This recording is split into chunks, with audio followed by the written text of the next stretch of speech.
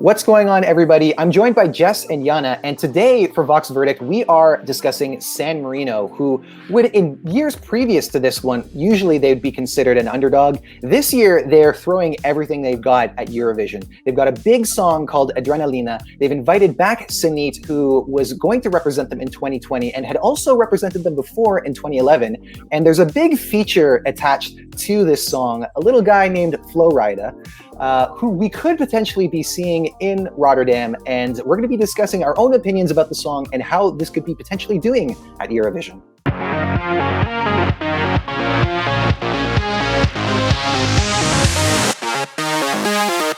Hot spot, hot girl, have you seen her? We up in smoke, fireworks, adrenaline.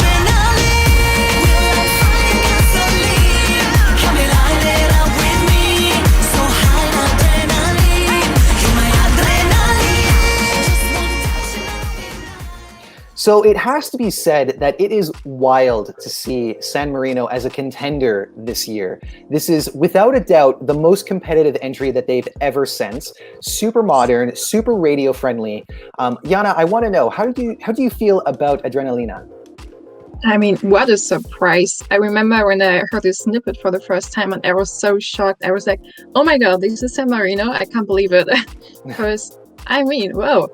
And I'm not sure what I should think about the cooperation with Flowrider, because, I mean, I'm happy for Senhit, but I don't really like to see him on stage because it's still a European Song Contest, you know, and Flowrider, I'm not sure if he should be part of it. But I really like this song. It's catchy and it will, for sure will be a top qualifier, so yeah. There is an interesting discussion to be had about that, and I want to get to that a little bit later. But first, I want to ask you, Jess, how does this song land with you? Are you liking it? So I haven't told anyone this yet, but I think I might like this more than Serhat's song, which is saying something. Wow. Yeah. He's going to be so unimpressed now. Not confirmed, but I mean, this song is just an absolute bop of a song. Flowrider or not, the energy and the power that Senhit brings to this song is quite something. The music video is something totally different. I mean, wow. I mean, who would have thought San Marino would have given us this? I mean, it's incredible to see. It's up-tempo, upbeat. It's got this kind of ethnic element in the music in some parts, and everything just comes together so nicely to create this amazing, incredible song that I just love. Yeah, I mean, again, I could have never imagined seeing something like this from San Marino. And it should be said as well that before we heard this song, there was quite a bit of a build-up, I would say, because Senhit, ever since the cancellation of Eurovision 2020, has still been doing her best to connect with Eurovision fans, and she's been putting out covers of famous Eurovision songs, I think once a month, or was it more than that? But we saw like Ding a Dong, we saw Amar para los Dois. Jess, you saw a number of those. What were some of the other Senhit covers that we saw? So she did Alcohol is Free. Yes. I remember. I can't remember the others that she did. She's done a lot. I think. Say it again. Golden Boy and Toy also, I think. Okay, yeah. Anyway, so like lots of effort put in on her end by herself. But yeah, like obviously this is a huge effort. If you take a look at the songwriting team, it's twice as big as anything else that's competing this year. Lots of Swedish songwriters on this one, lots of people that we see from Melfest. But you know, it pays off because the production is really top notch. And Jess, you mentioned that it has certain elements from, I believe it's from North Africa, because she has Eritrean roots herself. And yeah, it's got a really catchy melody, radio friendly. I could see this being played here in Canada if you know, it were to see that kind of success. I think it should be mentioned, however, that this still does fall into the category of, you know, solo female bops that we kind of see every year.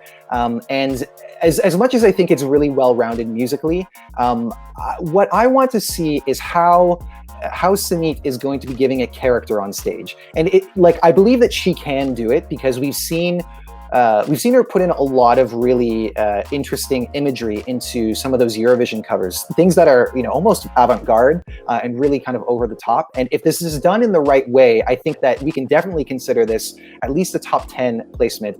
I'm a little bit reluctant to call this a winner, though. And I'm curious about how you guys feel about that. Jana, do you see this winning Eurovision in the end? No, I don't think so. I mean, it could be in the top 5, maybe even top 3, yes, but it won't win because we have so many female bangers this year, like 6 or 7, and I mean, I would say it stands out, but not that much, so I don't think it will win. Mm-hmm. And how about you, Jess? Do you see this as a winner like some other people do? No, I don't think so. I think I could potentially see this maybe winning the televote, but I couldn't see the juries voting for it in such high numbers. So I think overall, definitely it's top 10 in the final. Possibly could just push for top 5. Mm-hmm. I do think that if, let's say that Senhit brings the kind of character that I was talking about earlier, she could become kind of like an Eleni figure, because obviously Eleni is still so much of an icon when it comes to Eurovision. Hell, we've even called our little fire emoji, we've called it a fuego because it's that big of a deal. It's still a song that a lot of people reference and love to this day. And maybe in the future, instead of the fire, we'll have a little injection icon, the little the needle syringe. Mm-hmm. Kind of thing. Nonetheless, I do think that this is a really competitive entry. But I do want to get to this issue of Flowrider, because we don't know yet whether or not we're going to be seeing him on the Eurovision stage. We know that he says that he intends to, but obviously we can't give that a lot of weight. And I do feel like what he brings to this is his name and not much else. And a lot of people have kind of fallen for that, which is fine. Like, obviously, Flowrider, he is a big deal. I'd say he was much more of a big deal 10 years ago than he is now. But like, hey, obviously, it seems to have worked for a lot of people. Whether he's there or not, I don't personally care. But I would not, like, let's say if this did win, I would feel as if that would have something to do with it. And I don't like the idea of that taking the spot of someone else who, did a smaller production, wrote a song themselves, that kind of thing. So how do you feel about that, Jess? Tell me. I mean, having Flowrider on a Eurovision track is just strange and something I never thought I'd ever see in my lifetime, but here we are. I mean, I think he does add something nice to the track, and it's nice to have that kind of rap to kind of intervene in all the music and the singing. But as for him being on stage, I'm not really too fussed whether he would be there or not. I mean, if he's there, great. If he's not, no offense, but I'm not going to miss him, if that makes sense. But I do think that if people see Flowrider, especially just kind of your average Joe watching at home that's not within the Eurovision community, and they just suddenly see this huge American star, it might kind of entice them to vote for it, even if they're not keen on the song. So I'm not sure whether it would be a good idea to have him in Rotterdam or not. Yeah, and there's been other discussions about, Eurovisions in the past. Like, I'm trying to think about 2016 and 2019, where we had two really big American stars, Justin Timberlake and Madonna, perform on the stage. And there was this criticism about the fact that it seemed that the entire show became much more about them. And then when it came to Madonna, we all know how that went. Like, in a song contest to have that kind of performance, like, I don't know how she could not be embarrassed about that, but obviously I'm not Madonna. So, Jana, how do you feel about this idea about bringing in Americans to kind of legitimize Eurovision as a contest? Yeah, it really depends, because I like it as an interval act, like with Madonna. But I really have a problem if it's really a participant like Flowrider, because many people could really say, oh my god, it's Flowrider, but in the end it's about this song, and I would be so afraid if this wins only because it's Flowrider, So, I don't know. Anyway, lots to discuss here, lots of potential here, clearly. But before we get to our reactions, I want to bring in some words from one of our other members. Here's Matt, and here's what he has to say about Adrenalina. Hi everyone, my name's Matthew. I currently live in the UK and I shall be talking about Senhit's entry. So when I first heard the snippet, I knew something good was coming, but even I was completely blown away by the final version. I listen to this song every single day, and it's definitely my favourite entry for this year. The music video was produced by Luca Tomasini, and he's also going to be in charge of the staging for Rotterdam itself, so I'm expecting something very big. Senhit's a fantastic performer. She proved it last year in her Eurovision home concert, so I think the vocals live won't be anything to worry about. Can San Marino contend for the win? With Flowrider's then involvement in the entry, there's definitely a lot of hype around it. I definitely think it's going to be a top 10 finish, and definitely San Marino's best ever finish at Eurovision. So good luck, Senhit. I've got my fingers crossed for you. Okay, let's deliver the verdict. Jess, starting with you, what emoji are you giving this song? So I gave this the fire emoji because it's absolutely fuego, the song. It's an absolute bop of a song, Flowrider or not.